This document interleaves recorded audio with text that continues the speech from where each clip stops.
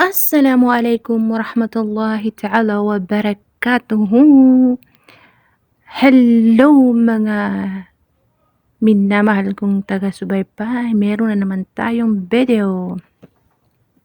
Let upload lang po kasi busy nga ako. So, ayan, pupunta kami ngayon sa grocery or market para bumili at dahil malapit lang yung bahay namin, hindi na kami sumakay ng sasakyan at naglakad lang kami. At the same time ay nakapag-exercise pa kami. So, ganyan ang dapat natin gawin para ma-maintain yung maganda nating katawan. Charot. Ngayon nga guys ay dumating na kami sa market at meron tayong bibilihin at hinahanap ko nga yung bibilihin ko. Meron silang mga iba't ibang paninda at I hope ay ma-relate kayo dito sa tindahan ng Saudi Arabia. So, ganyan po kaayos ang kanilang mga paninda. At maliwalas at napakaganda tingnan. So, ang hinahanap ko ay oatmeal. Saan kaya ba oatmeal? Ayan na si oatmeal or Quaker. Dahil nga ay nagda-diet tayo mga ukhti or maakhits, akhi, ay yan yung kakainin natin or i-maintain natin, Quaker. At nagkakahalaga yan ng $10. Ay, no. Mali. 10 SAR. Sa pera na dito sa Saudi Arabia.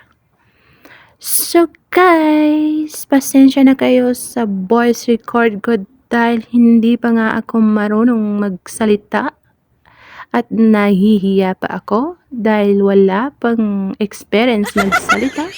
Ayun nga guys, dahil nga ang dami nilang mga paninda, meron silang mga chips at meron silang mga ice cream.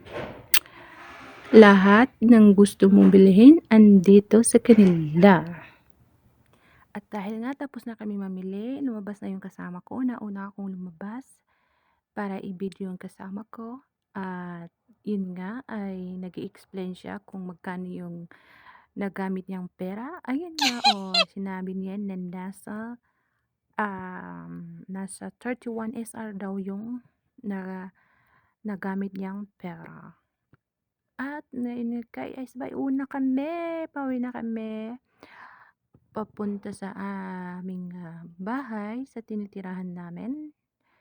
At makikita niyo nga guys yung mga bahay dito sa Saudi Arabia, napakaganda at napakalinis. Kaya gustong-gusto kong tumira dito. At alam nyo guys, ay wala kayong makikita dito na pagkalat-kalat na mga babaeng hindi nakatalokbong.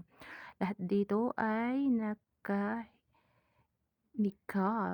At pero meron din naman po na naka-hijab lang dito sa kaharian ng Saudi Arabia. So, ayan nga guys, nakikita niyo nga ako at pauwi na kami sa aming bahay. At dito na nagtatapos ang video na ito.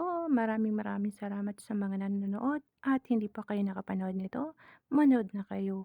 Like and follow. Salamat!